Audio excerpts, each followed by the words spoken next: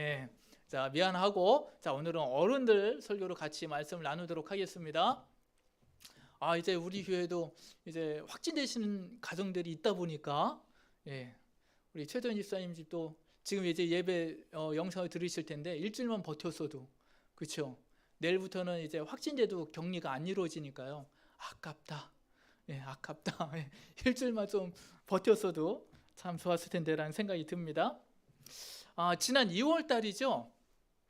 2월 달에 어느 날 새벽에 러시아가 우크라이나를 이제 침공한 그런 일이 벌어졌습니다. 지금도 이제 러시아 전쟁은 우크라이나 전쟁은 진행 중인데요. 마치 그 새벽에 우리나라 6.25 때 그 북한이 남침하듯이 그 새벽에 이제 갑자기 미사를 쏘고 하면서 탱크를 밀고 하면서 이제 우크라이나를 침공을 했습니다. 그 이후로 이제 세계 모든 사람들이요 하루도 빠짐없이 이에 관한 뉴스를 보고 듣고 하는 것 같습니다. 근데 이제 우리 성도님들도 이제 그에 관한 뉴스를 다 보고 듣고 하셔가지고 아시겠지만은 요즘에 이제 거기에 관한 뉴스를 보면은 뉴스 중에 하나가 뭐냐, 러시아에 처음에 점령을 당했다가 이제 우크라이나 군사들이 확 밀고 올라가 가지고 다시 되찾은 지역들, 그 지역들에 관한 소식들, 그 러시아 군들이 그곳에 점령했을 때 무슨 일이 있었는지 거기에 관한 증언들이 이제 뉴스를 통해서 이제 우리가 보게 됩니다. 근데 그 뉴스를 보고 그때 그 살아남았던 그 우크라이나 시민들의 그 증언들을 들어보면은 이 러시아 군인들이 집집마다 찾아다니면서요, 민가건 뭐건 집집마다 찾아다니면서 약탈을 하고 학살을 했었던 그런 사실들이 밝혀지고 있는 것을 우리가 보게 됩니다. 굉장히 끔찍하죠. 한 예로 들면은 뭐 우리 성도님들도 그 영상을 보신 성도님들도 있겠지만은 한 여성이 길을 가다가 그냥 길을 가는 거예요. 민간인 여성이요. 길을 가다가 러시아 군인들한테 이렇게 표적이 딱 돼가지고요. 그냥 그 길거리에서 총에 맞아가지고 죽는 그런 일들이 다반사, 그런 종류의 일들이 다반사로 일어나는 것을 우리들이 보게 됩니다. 그러다 보니까 그 점령을 당했을 때에 이 우크라이나에 있는 많은 사람들이요 지하 벙커 같은 곳에서 숨죽이면서 그날을 러시아 군들이 물러날 때까지 숨죽이면서 숨어 있었다라고 이야기를 합니다. 한번 우리 성도님들 상상을 해보십시오.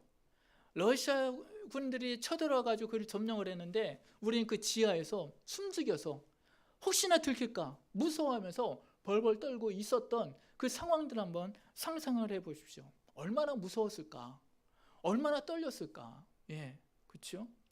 아마 그때 그들의 마음을 지배하는 감정은 죽음의 공포로 인한 두려움과 불안함이 아니었을까라고 생각을 해보게 됩니다. 그런데요, 오늘 우리가 읽은 본문 말씀을 보니까 오늘 이 제자들을 지배하는 감정도 두려움과 불안함이었던 것을 우리가 보게 됩니다.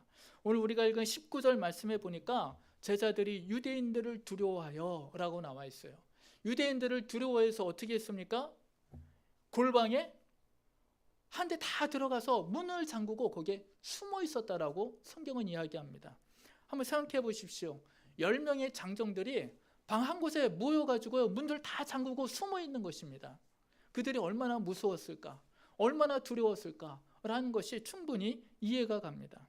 즉 유대인들에게 발각이 될까봐 두려워하고 있는 제자들의 모습을 오늘 성경을 통해서 우리가 보게 됩니다. 그런데 오늘 주님은 그 부활하신 날 저녁 19절 말씀해 보니까 이날 곧 안식 후 첫날 저녁 때에 라고 했잖아요. 그러니까 예수님께서 부활하시자마자 그날 저녁에 그렇게 무서워 떨고 있는, 두려움에 사로잡혀 있는 그 제자들을 찾아가신 것을 볼 수가 있습니다. 그런데요, 저는 요번에 다시 이 본문 말씀을 읽고 묵상을 하면서 한 가지 들었던 생각이 있어요. 뭐냐면은 그 전에는 이 말씀을 읽을 때 뭐 요한복음뿐만이 아니라 마태, 마가, 누가 이제 어디에도 보면 이제 제자들을 찾아가시잖아요. 그때는 뭐 부활하신 다음에 당연히 제자들 찾아가시겠지, 그냥 그렇게 생각을 했어요. 당연히 찾아가시는 거 아니야? 당연한 것처럼 생각을 했는데 이번에 다시 이 말씀을 묵상할 때는 그런 의문이 들었습니다. 뭐냐면은 왜 제자들을 만나러 가셨지? 라는 생각이 드는 거예요. 왜 제자들을 만나러 갔을까요? 우리 청년들도 그거 당연한 거 아니에요? 그렇게 생각이 드시나요? 근데 저는 거기에 한 가지 의문이 생기더라고요. 왜 예수님께서 제자들을 만나셨지? 그러면서 한번 생각을 해봐요. 내가 예수님이라면, 내가 부활한 예수님의 처지에 있었다면은 나는 제자들을 만나러 갔을까? 라는 것입니다. 우리 성도님들이 만약에 부활하신 예수님의 그 상황이시라면은 부활하시고 난 다음에 그날 저녁에 바로 제자들을 만나러 가시겠습니까? 가셨을까요? 저라면 안 갔습니다. 저라면 안 갔어요. 그렇죠? 오히려 제자들이 찾아와서 싹싹 빌어도 부족할 판에, 모자랄 판에 제가 제 발로 제자들을 찾아간다고요? 저는 찾아가지 않았을 것 같다는 생각이 듭니다. 아마 저는 딱 부활하자마자, 딱 깨어나자마자 제자들이 굉장히 괘씸했을 것 같아요. 그러면서 이를 바득바득 깔면서 나쁜 놈들이라고, 그렇게 직전에 호언장담하면서 우리는 주님과 함께 할 거라고 그렇게 호언장담하며 그렇게 큰 소리 치더니 바로 도망을 가? 이 못된 놈들, 배은망덕한 놈들. 아마 저는요, 한참이나 그 부활하자마자 그 제자들을 욕하고 있지 않았을까라는 생각을 해보게 됩니다. 오히려 저 같으면은요, 이 제자들이 아니라, 예수님을 버리고 도망을 간 이 제자들이 아니라 무덤을 찾아온 그 여인들이 있잖아요. 그렇죠? 얼마나 이쁩니까? 예수님의 시신이라도 수습하겠다고 찾아온 그 여인들, 오히려 그날 저녁에 여인들 찾아가겠어요. 그 여인들을 찾아가가지고 그 여인들에게, 야, 니네들이 땅끝까지 내 증인이 돼줘야 되겠다, 그렇게 지상명을 내리겠습니다. 아니면은 예수님의 시신을 실제로 수습했던 아리마대 요셉과 니고데모 있지 않습니까? 그렇죠? 그들이 얼마나 고맙습니까? 그들의 용기가 얼마나 대단합니까? 그 상황에서 빌라도에게 예수님 시신 달라고, 그 상황에서 그런 말 할 수가 없거든요. 상황이요. 그들의 용기, 그리고 예수님에 대한 신이 얼마나 고맙습니까? 저는요, 저라면은 그날 저녁에 그 아르마데 요셉과 니고데모를 찾아가서 모든 족속으로 제자를 삼으라고 그렇게 그들에게 말을 했을 것 같다라는 것입니다. 아무리 봐도 그들이 제자들보다 훨씬 낫다라는 것이죠. 뭘 하나 맡겨도 훨씬 잘할 것 같다는 생각이 듭니다. 그렇죠? 저 같으면요, 제자들 안 찾아갑니다. 오히려 그들을 찾아가서, 야, 내가 그동안 사람 잘못 봤다, 너희들에게 내가 명령을 내린다, 땅끝까지 이르러 내 증인이 되라, 모든 족속으로 제자를 삼아라. 그러지 않았을까 생각을 해보게 됩니다. 그런데 오늘 말씀을 보니까 예수님은 그러지 아니하시고 굳이 그렇게 골방에 숨어있는 제자들을 일부러 찾아가신 것을 우리가 보게 됩니다. 저는 이게 궁금했던 거예요. 왜 제자들을 찾아가셨지? 라는 거죠. 당신을 버리고 도망간 그 제자들이 뭐가 이쁘다고, 왜 그 제자들을 일부러 찾아가셨느냐라는 것입니다. 그러면서 하나님께서 저에게 주셨던 깨달음이 주셨던 게 그건 것 같아요. 지금 현재 상태의 제자들은 한마디로 표현하자면은 실패한 인생들이기 때문에 그렇다라는 것이죠. 실패한 인생들이기 때문에. 사실 이 제자들은 겟세마네 동산에서 마지막 테스트를 통과하지 못한 사람들입니다. 우리가 금요기도 때도 잠깐 나눴지만은 겟세마네 동산에서 예수님께서 제자들에게 뭐라고 말했습니까? 시험에 들지 않게 깨어 기도하라 라고 이야기했습니다. 근데 그때 제자들이 뭐 했어요? 기도하지 못하고 잠잤잖아요. 그러니까 나중에 시험이 들어서 어떻게 했어요? 예수님을 배신하고 그 자리에서 도망을 갔습니다. 마지막 테스트를 통과하지 못한 실패한 사람들이라는 거예요. 그런 실패한 인생일 제자들을 찾아가신 이유는 뭐냐?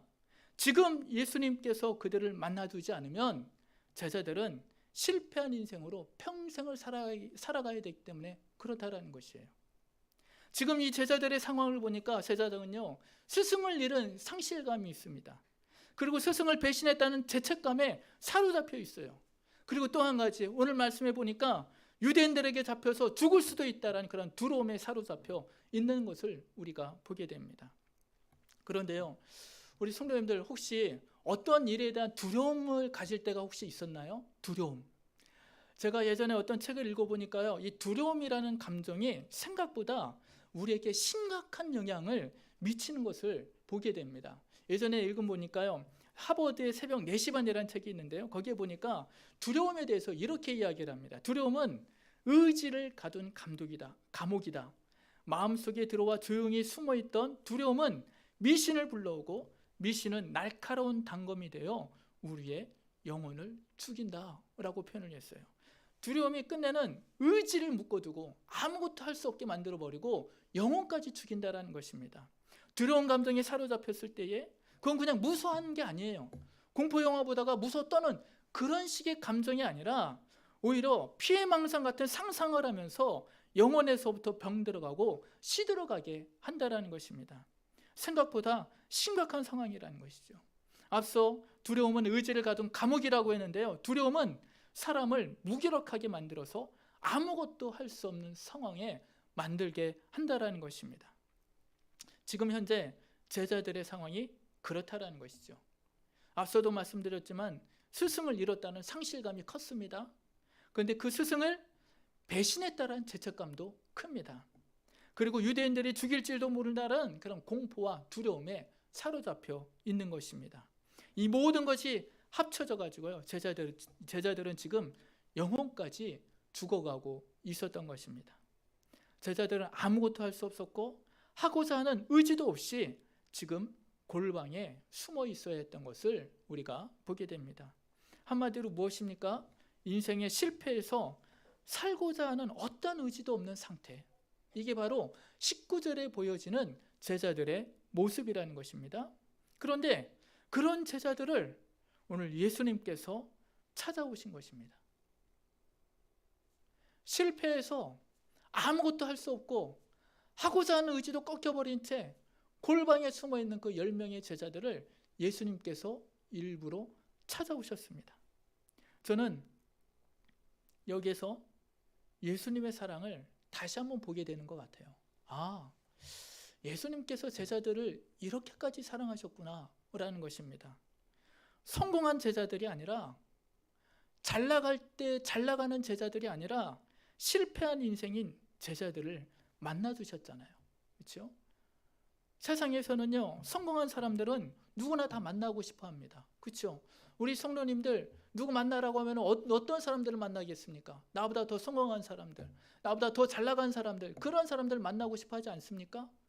그런 사람들과 더 가까워지고 싶고 더 친해지고 싶고 그러지 않습니까? 그렇죠? 그런데 실패한 사람을 누가 만나주겠느냐라는 거예요. 아무도 없습니다. 일부러 만나줄 사람이 아무도 없다라는 것이에요.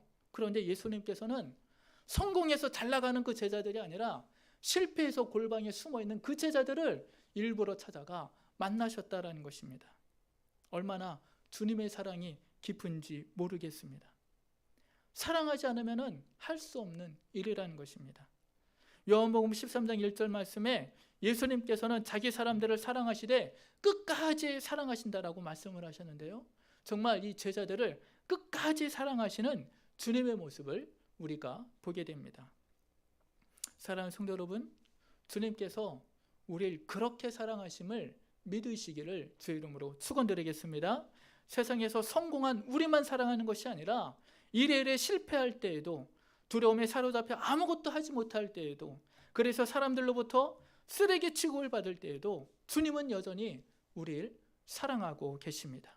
그리고 어떻게 하셨습니까? 우리를 찾아오신다라는 것이에요.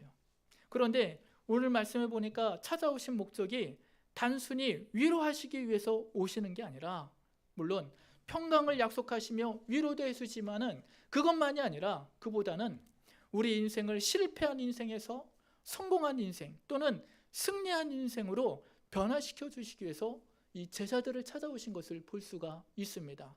즉 실패해서 아무것도 할 수 없는 그 제자들의 인생을 성공한 인생으로 승리하는 인생으로 바꿔주시기 위해서 하나의 전환점을 만들어주시기 위해서 터닝 포인트를 만들어주시기 위해서 예수님께서는 오늘 일부러 제자들을 찾아오셨다는 것이에요. 그래서 21절 말씀에 예수님께서 뭐라고 말씀하십니까? 아버지께서 나를 보내신 것 같이 나도 너희를 보내노라. 실패해서 아무것도 할 수 없었던 그 제자들에게 사명을 주시고 그들의 인생을 바꿔주십니다. 실패해서 아무것도 하고자 하는 그런 마음도 없는 그런 의지도 없는 그 제자들에게 사명을 주시면서 그들의 인생의 방향을 바꿔주시는 우리 예수님의 모습을 우리가 보게 됩니다. 그렇죠. 오늘날에도 주님께서는 우리를 찾아와 주셔가지고요, 우리를 위로해 주실 뿐만이 아니라 거기서 그치는 것이 아니라 우리의 인생을 바꿔주십니다. 실패했던 우리의 인생을 성공으로 바꿔주시고요, 좌절했던 우리의 인생을 승리하는 삶으로 바꿔주시는 분이 우리 주님이심을 믿으시기를 주의 이름으로 축원드리겠습니다. 예전에도 제가 우리 성도님들에게 말씀드렸듯이 이지선 교수님이라고 계십니다. 예, 아시죠? 대학교 4학년 때 불의의 사고로 전신 화상을 입어가지고요, 몇 번의 수술에도 예전에 그 모습이 돌아오지 않은 이지선 교수님. 전에도 제가 말씀드렸듯이 이분이요, 수술을 몇 번을 해도요 2년 3년에 걸쳐가지고 예전에 그 모습으로 돌아갈 수 없구나 라는 것을 깨달았을 때에 두 가지를 생각했다고 했잖아요. 옥상으로 올라갈까? 무슨 뜻이에요? 자살하고 싶다는 뜻이죠. 죽고 싶다라는 것이죠. 더 이상 살 필요가 뭐가 있습니까? 지금 저 사진은요 굉장히 이쁘게 나온 거예요. 초창기 옛날 사진 보면은 진짜 저런 모습으로 여성이 어떻게 살 수 있겠습니까? 그러니까 옥상으로 올라갈까 생각을 한 거죠. 죽고 싶다라는 것입니다. 또 한 가지 들었던 생각이 뭐냐, 그날이 토요일 새벽이었대요. 저녁이었답니다. 토요일 날 저녁. 교회 한번 갈까? 아니 이렇게 된 거 한 번이라도 기도는 해봐야 되는 거 아닌가? 근데 다행히 그때 기도하러 교회에 갔다라는 것이죠. 몇 시간이고 하나님 앞에 눈물을 흘리면서 기도를 했습니다. 그런데요, 그때 하나님께서 우리 이지선 교수를 만나 주셨습니다. 위로해 주셨습니다. 첫 마디가 그거였대요. 사랑하는 딸아. 사랑하는 딸이라는 그 말에 이지선 교수가 마음이 녹았다는 것입니다. 나도 나를 사랑할 수 없는데 하나님께서 나를 사랑하시는구나. 거기에 위로를 받았습니다. 근데 거기서 위로를 받고 끝나는 것이 아니라 하나님께서 두 가지를 말씀하시더라는 것입니다. 첫 번째로는 내가 너를 병들고 힘들고 약한 이들에게 희망의 메시지가 되게 하겠다. 사명을 주시는 것이죠. 넌 이제 앞으로 세상에 나아가서 병들고 힘들고 약한 이들에게 희망의 메시지가 되어야 된다는 것입니다. 사명을 주셨습니다. 또 한 가지는 내가 반드시 너를 세상에 다시 세울 것이다. 걱정하지 마라. 위로와 함께 사명을 주셨습니다. 사명을 주심으로 누가 봐도 실패한 인생을 성공한 인생, 승리한 인생으로 바꿔주신 것을 우리가 보게 됩니다. 오늘 제자들에게도 마찬가지입니다. 제자들에게 오셔서 단순히 평강만을 약속하신 것이 아니라 아버지께서 나를 보내신 것 같이 나도 너희를 보낸다라고 사명을 주셨습니다. 실패한 그들에게 다시 한번 기회를 주시고 사명을 주시는 주님의 사랑을 우리가 보게 됩니다. 맞습니다. 하나님은 우리 인생을 실패한 인생으로 그냥 내버려 두지 않으십니다. 내가 내 인생을 포기했을 때라도 주님께서는 우리를 포기하지 아니하십니다. 반드시 찾아와 주시고 위로해 주시고 사명을 주심으로 실패를 성공으로 바꿔주시는 분이심을 믿으시기를 주의 이름으로 축원드리겠습니다. 왜 그렇습니까? 우리를 사랑하시되 끝까지 사랑하시는 분이시기 때문에 그렇습니다. 그런데요, 우리 성도 여러분, 그거 아십니까? 요한계시록 3장 20절 말씀에 주님께서 말씀하십니다. 볼지어다 내가 문 밖에 서서 두드리노니. 이 무슨 뜻입니까? 지금 부활의 주님이 어디 계신다는 거예요? 우리 마음의 문 밖에 서서 우리를 찾아와 주셨다는 것입니다. 우리가 마음의 문을 열고 주님을 영접만 하면은 주님께서는 기쁜 마음으로 우리와 함께 해주시겠다. 지금 우리 앞에 와서 우리와도 함께 해주시겠다라고 찾아와 주신 것을 볼 수가 있습니다. 왜 그렇습니까? 세상에서 지치고 힘들고 낭망하여서 두려움에 떨고 있는 우리를 위로해 주시고 사명을 주심으로 다시 세워주시기 위해서 우리를 찾아와 주심을 믿으시기를 주의 이름으로 축원드리겠습니다. 때문에 사랑하는 성도 여러분, 우리 성도님들의 마음을 울리는 주님의 음성을 들으실 수 있는 우리 성도들 되시기를 주님의 이름으로 축원드리겠습니다. 말씀을 마치겠습니다. 사랑하는 성도 여러분, 인생이 힘들고 어려우십니까? 계획한 일들이 틀어지고 추진하는 것마다 실패하고 계십니까? 사람들 때문에 힘들고 하는 일이 꼬여버리고 남들에 비해 뒤처지는 것 같고 그래서 뭘 하기도 두려워하고 계십니까? 그렇다면 주님의 음성에 귀 기울이시고 성도님들의 인생을 주님께 맡기시기를 바라겠습니다. 주님은 우리 성도들의 인생을 실패한 인생으로 내버려 두지 아니하십니다. 반드시 먼저는 위로해 주시고 그 다음에 성도들의 인생을 주님 뜻 안에서 바꿔주실 것입니다. 주님 안에서 새로운 소망을 바라보시는 우리 성도들 되시기를 주님의 이름으로 축원드리겠습니다.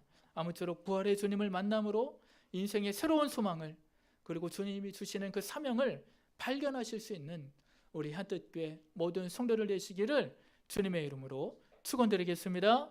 기도하겠습니다. 사랑의 주님 감사합니다. 우리 사랑하는 성도들, 주님께서 부활하신 그날을 기념하여서 주님 앞에 나와서 부활주일 예배로 영광 돌리며 우리 모든 것 드리게 하여 주심을 감사합니다. 특별히 아버지 하나님, 오늘도 말씀을 통하여서 부활의 주님께서 이 세상 속에서 낙망하고 좌절하고 힘들고 어려워서 그 모든 것을 포기하고 싶고 하고자 하는 의지도 없는 우리들을 찾아와 주시어서 우리를 위로해 주시고 우리에게 새로운 소망을 주시고 새로운 사명을 주심을 우리가 다시 한번 깨닫습니다. 우리를 찾아와 주신 주님, 그 주님을 열린 마음으로 영접하며 그 주님과 함께 남은 이 여생들 정말로 새로운 사명을 가지고 주님이 주시는 새로운 소망을 가지고 힘차게 달려나갈 수 있는 우리 한뜻교회 모든 성도를 낼 수 있도록 도와주시옵소서. 이 모든 말씀 사랑이 많으신 예수님의 이름으로 기도합니다.